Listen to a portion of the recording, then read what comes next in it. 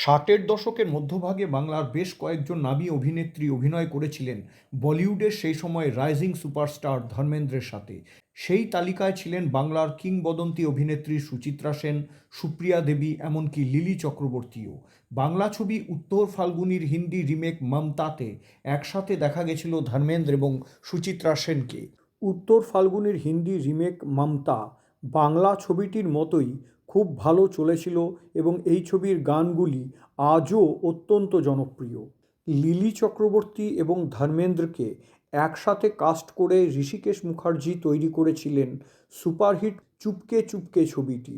এই ছবিতে যদিও ধর্মেন্দ্রের বিপরীতে লিলি চক্রবর্তী নায়িকা ছিলেন না, কিন্তু ধর্মেন্দ্রের সাথে তার অনেকগুলি মনোমুগ্ধকর দৃশ্য ছিল। 1963 সালে মুক্তি পেয়েছিল ধর্মেন্দ্র এবং সুপ্রিয়া দেবীর প্রথম ছবি বেগানা।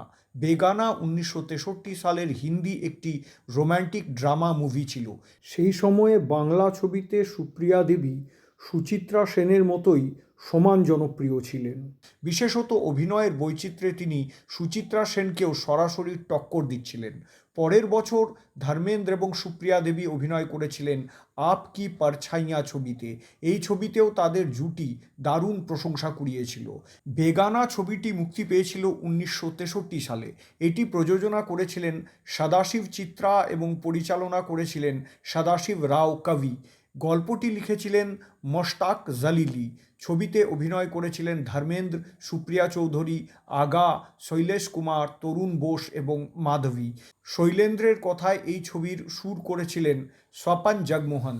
ছবিটি একটি রোমান্টিক ত্রিভুজ, ভুল বোঝাবুঝিতে ভরা, বিশেষ করে যখন অতীতের প্রেমিকা সুখী বিবাহিত দম্পতির জীবনে প্রবেশ করে। এটি একটি এমন গল্প ছিল যা স্বামীর প্রতি স্ত্রীর সত্যিকারের বন্ধন এবং ভালোবাসাকে চিত্রিত করে।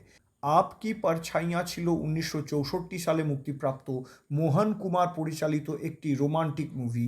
চলচ্চিত্রের কাহিনী এমন এক পিতাকে নিয়ে যিনি তার ছেলের পড়াশোনার জন্য বাড়ি বন্ধক রেখে দিয়েছিলেন। সন্তান বড় হয়ে একটি ধনী মেয়েকে বিয়ে করার পর পরিবারে টানাপোড়েন শুরু হয়। পারিবারিক অস্থিরতা বৃদ্ধি পায় যখন পিতা অন্ধ হয়ে যান।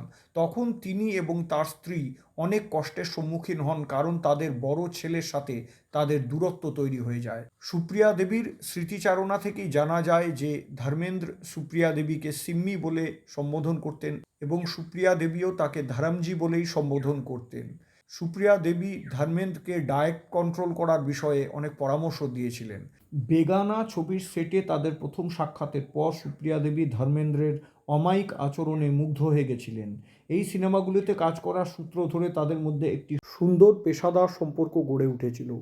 প্রসঙ্গত উল্লেখ্য যে 1985 সালে ধর্মেন্দ্র বেগানা বলে আরেকটি ছবিতে অভিনয় করেছিলেন।